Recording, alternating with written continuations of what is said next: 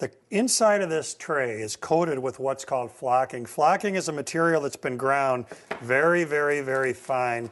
I've got some here. Look at those tiny, tiny, tiny particles. So here's what's going to happen.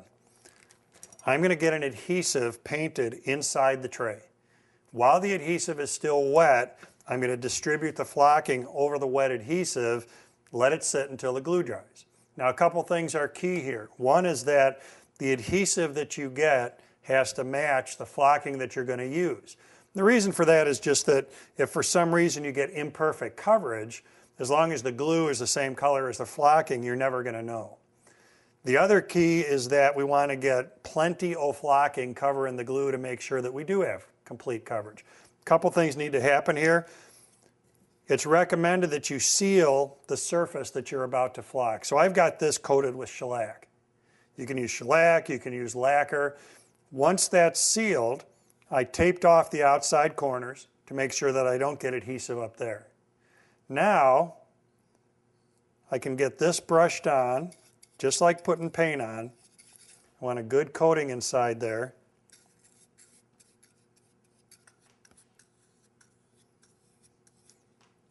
Now with the whole inside painted with adhesive, and I'm just going to kind of strike some of the excess off.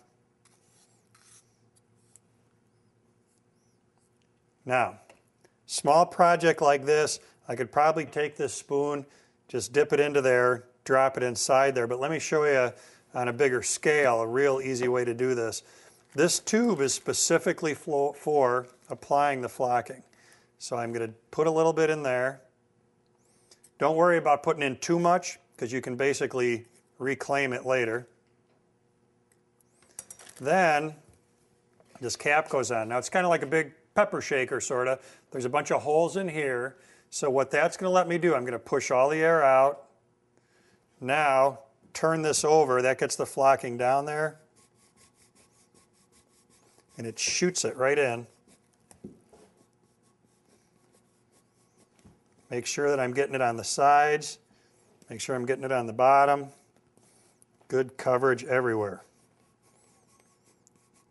Now the directions say, when you think you got enough flocking in there, put some more in. You want to make sure you've got good coverage. Now, remember I said don't worry about putting too much in here because we're going to reclaim it. I'm working on this paper so that once the glue and everything is dry, I can crease this paper together, pour this excess right back in the bag. I can open this up, pour it back in the bag. With this, I'm going to let that sit about 10 hours. Let it sit overnight. Then, after it's had a chance to cure, I'm going to lift this up, pour the excess off, right back in the bag. Then it's going to leave behind that nice uniform coating like this one that's already done has got. It's a great way to get this velvet look to the interior of this project. Great way to finish the inside, have a really nice look. It's available in a lot of different colors. Like I said, just make sure you match your adhesive color to the flocking color. It's also recommended that because you want to be color specific, you get a tube for each color that you're going to apply to make sure that particles don't get stuck in here and end up mingling into another color. Imagine if you went with red and then maybe green or something and they got together inside here, your finished project would look a little weird. So one tube per color, one glue per color, very easy to do. Try adding this to one of your projects. I'm sure you're going to like it.